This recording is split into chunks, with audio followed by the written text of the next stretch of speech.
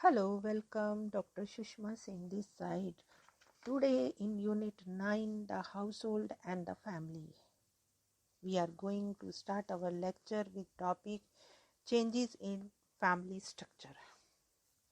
Research involving the application of modernization thesis on the Indian joint family discussed earlier viewed the changes in the size, structure and composition of the family over time.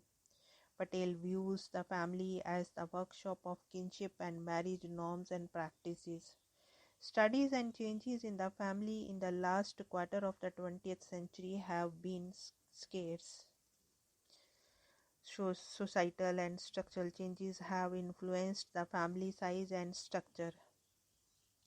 Since the second wave of feminism in the 1960s, the family has been viewed with some amount of skepticism, at least by feminist scholars. Increased female labor force participation, legislation impacting gender, personal law and international migration, advances in science and technology including new reproductive technologies among others, have interacted with the family. How has the family dealt with these changes? Whether it moved in the cultural lag thesis direction or the resilience one is yet to be explored. The past 2 decades have seen a decline in total fertility rate on the one hand and the increased life expectancy on the other. This is bound to impact family living.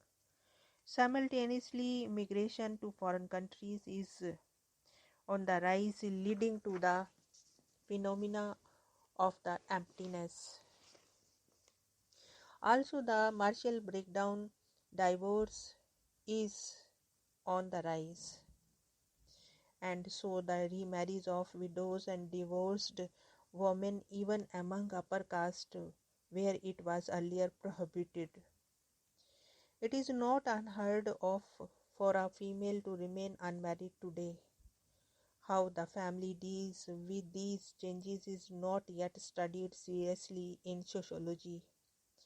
What is happening in the families in matrilineal communities?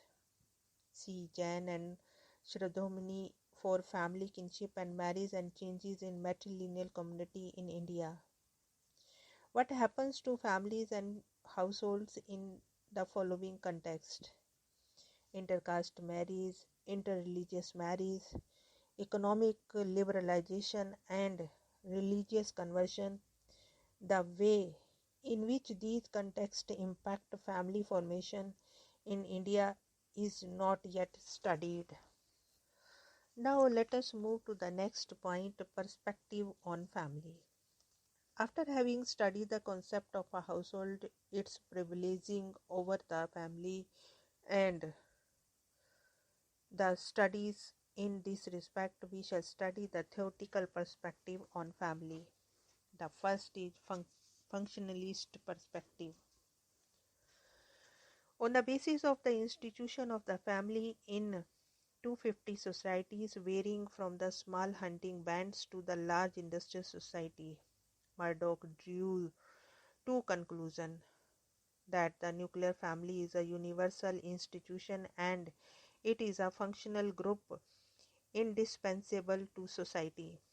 In the post-war transition period, the eminent sociologist and social theorist Talcott Parsons' structural, functional, and comparative theory of society and social changes predicted an isolation, differentiation, and specialization of the nuclear family as a bounded subsystem of the American society, while denying the growing post-war perception that the declining sexual morality and the marital breakdown portended the imminent breakdown of the American family.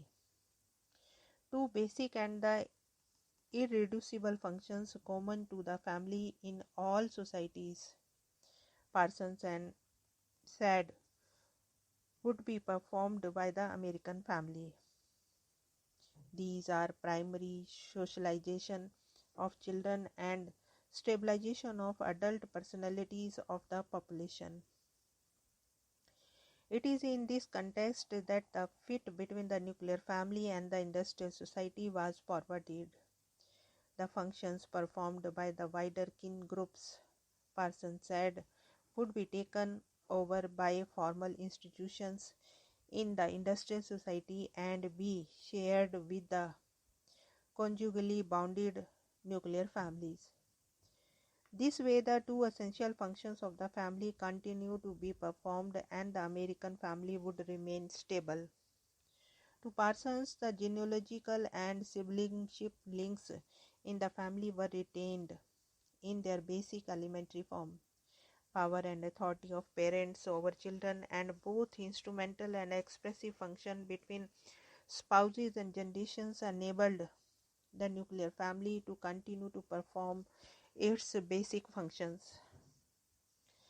Typically, of the integrated and harmonious view of the functionalist perspective, Parsons saw the generation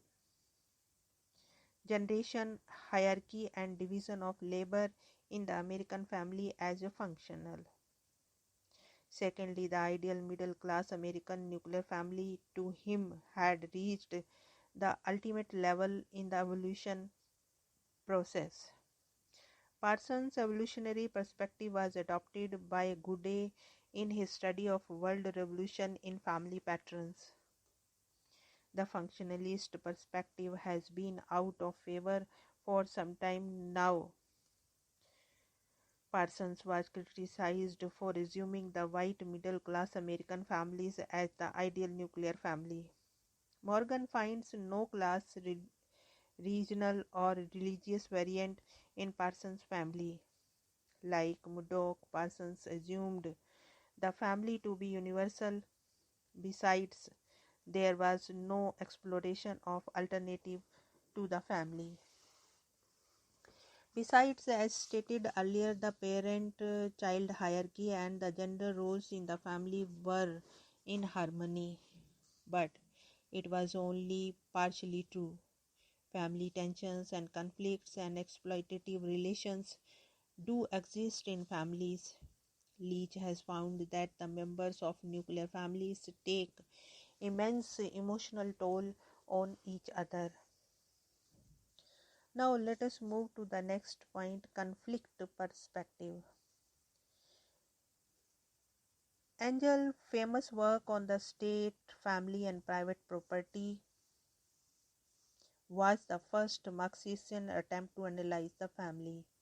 Like Parsons, Angel too took an evolutionary approach alongside the materialist interpretation of history. Restrictions on sexuality and sexual relation and control over women's reproduction were linked with the emergence of the state and the emergence of the private property. Control over sexuality and the monogamous family came to be closely related to Angel's work drawn from the different historical epochs, conjunctures, and the work of Morgan. The monogamous family was based on the supremacy of man for undisputed paternity to enable the certainty of the natural heir to the family inheritance. The marriage between Marxian idea and feminism during the second feminist wave in the 1960s and 70s employed Marxian concepts in critiquing the family. Women as producers of one of the basic forces of capitalism, the labor force, were tied down with reproduction and the domestic space without any payment for their contribution. Robotham elaborates through other research how reproduction functions as a hidden subsidy to the capitalist and hidden tax on the proletariat. Raising children discourages workers from bargaining in the wage market. Women's oppression and their acceptance of male aggression is viewed as an expression of workers' legitimate anger at their powerlessness in the public domain. David Cooper, in The Death of the Family, extends reproduction to incorporate ideological conditioning for an obedient and submissive labor force. Thus, the parental authority is also viewed in Marxian terms as a means to reproduce human beings who would accept the hierarchical order of the capitalist society. The family works as facilitating institution for capitalism. Feminists found reproduction as the main source of the woman's oppression, which essentializes and oppresses the woman. Property rights, rights over the children, and such other entitlements follow from the gender relations in the family. Motherhood had to be overcome if women were to be liberated and achieve equality with men. Abraham analyzes the shift in feminist position since the 1970s with respect to women's autonomy. The domestic mode of production is Dulce's thesis on the domestic unit and thereby women's oppression in the capitalist society. The capitalist state works in a manner exploits women and families through family ideology and sentiments. The sentimentalities veils the exploitative character of capitalist relations of the production through the domestic mode of production. Now let us move to the third point, cultural perspective. Family studies achieved a conceptual advancement in privileging the household over the family that enabled more rigorous cross-cultural comparative research in the field. The stress of numerical composition somehow came into limelight through the perhaps the popularity of the term household in the census.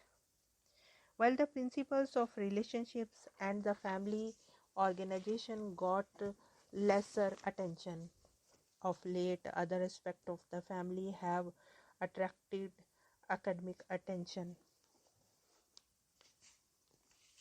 Attempts at understanding the ideology of the family and particularly the joint family has thrown up a few interesting studies. Research on emotions in the family has found more favor. Shah comments on norms and values held by different members of the family and their comportment and the behavior in relation to other for commensality in the family. Theories of procreation are related with differential power, rights and entitlements by age and sex in the family in India. The ubiquitous procreation metaphor of the seed and the earth assume the male as the active principle, while the female as a passive one. She is a vessel, a passive principle in the unequal contribution of reproductive resources for the family, for a somewhat differential contribution of the gender in reproduction in Nepal. The Nepali mother is not simply a passive field but is believed to contribute in forming some parts of the fetus, while the father is an important one. Dubé also acknowledges the significance of the mother in forming the child's identity, since the caste of the both parents goes in placing the child in the caste hierarchy. Hypergamy and hypogamy practices are linked to this conception about parental contribution, as are rules of spinda exogamy. In matrilineal communities such as the Khasi, the perception about the contribution of different sexes in reproduction is quite contrary to that in patrilineal society. Here we want to close this lecture. Thanks for listening.